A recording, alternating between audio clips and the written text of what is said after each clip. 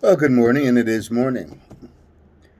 It, Video 15, staying accountable to my real estate career.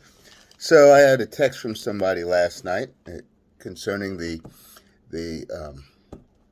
last week I went driving for dollars, so I went looking for vacant houses or tired landlords or for sale by owners, and one of the tired landlords' houses I came across that I wrote to, he wrote me back yesterday and said, "How much do you want for the house?" Which was, the English was horrible, but anyway, how much do you want for the house?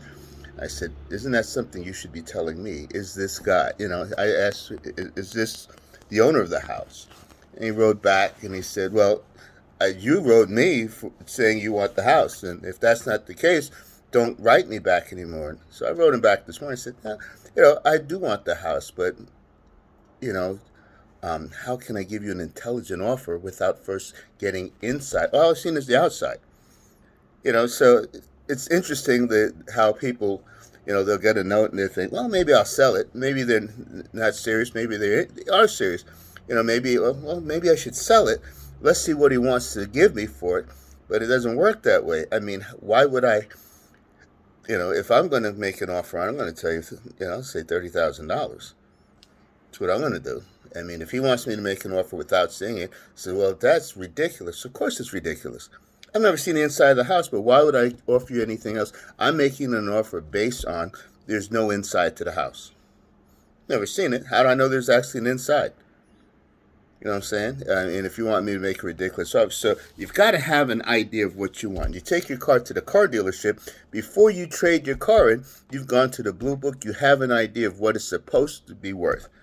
Of course, they never give you that unless you have something incredibly, valuable. You take a '55 T-Bird in, they can't give you less than 200 grand, and they're probably not. If they do, they're going to hold on.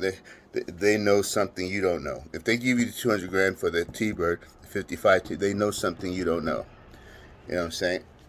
But you have to have an idea. You have to have an idea. You have to go in knowing, armed with some information. I know what the houses are selling in the neighborhood, and I've seen the pictures of the insides and how, excuse me, the updates.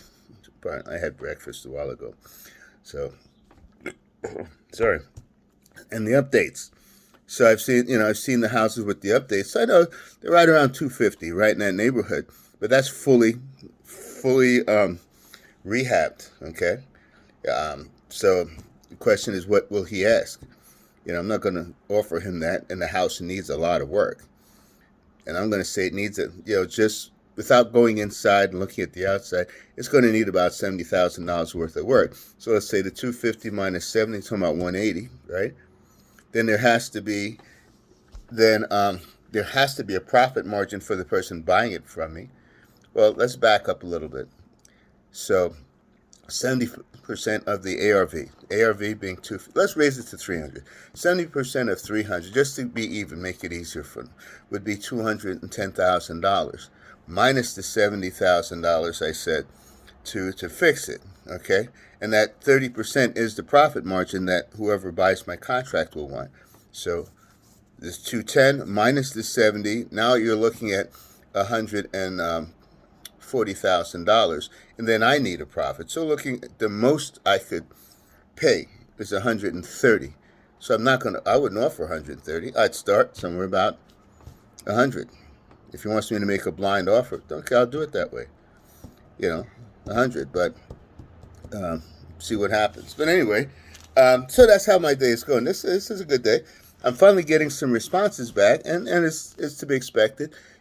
Everybody's not going to just jump like that first one that I got. Well, it wasn't the first one. That's the first one that's going all the way through, and it's taken a lot of work just to hang on to it. But we're getting ready, and this could be something. I might just get this one because I don't think he understands. He's like, "Well, you made the offer to me. You should know what you want to pay for it." I know what the most. I know what it'll sell for once it's fully renovated. I don't know what the condition of the house is.